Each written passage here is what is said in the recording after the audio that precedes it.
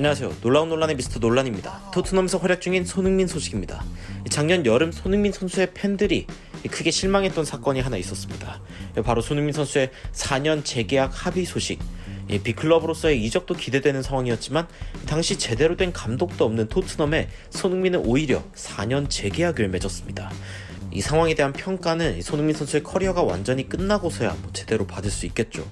그런데 이번에 토트넘과 맞붙는 아스톤빌라의 감독 제라드가 영국 축구 대표 후배인 케인에게 굉장히 인상적이면서도 리버풀의 심장인 제라드다운 말을 하여 큰 화제가 되었습니다. 이를 들으면서 손흥민 선수 역시 큰 힘이 되었을 것이라는 느낌이 들었는데 이게 과연 무슨 상황인지 바로 들어가 보시죠.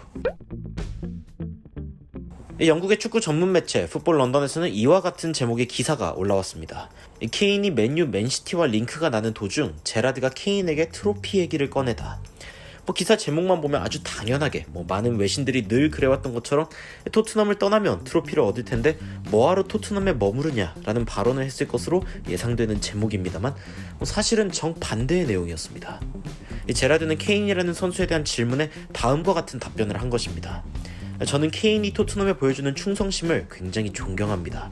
그리고 아마 이적이란 옵션이 주는 유혹이 굉장히 강할 것입니다.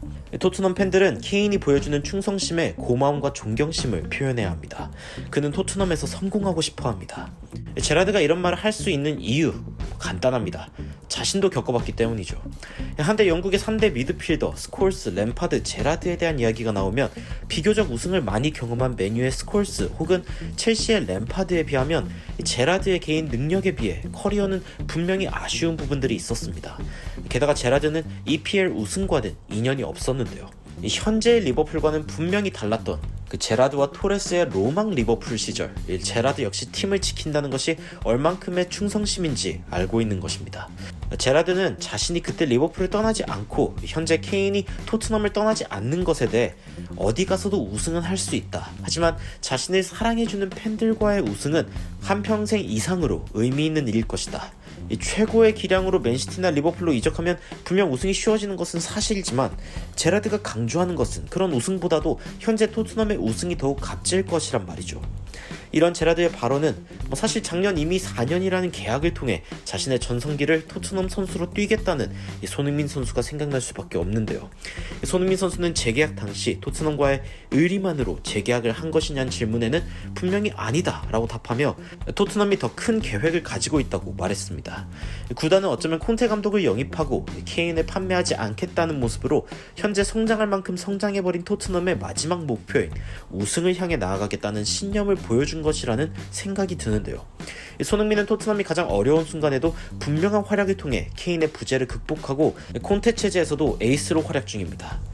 제라드가 이야기한 한평생보다도 의미 있는 우승을 할 수 있는 기회, 포체티노 때 챔스 준우승과 리그 2위로 없어졌다고 생각했던 기회이지만 현재 손흥민, 케인, 콘테가 함께 있는 토트넘은 분명히 또 다른 기회가 온 듯합니다.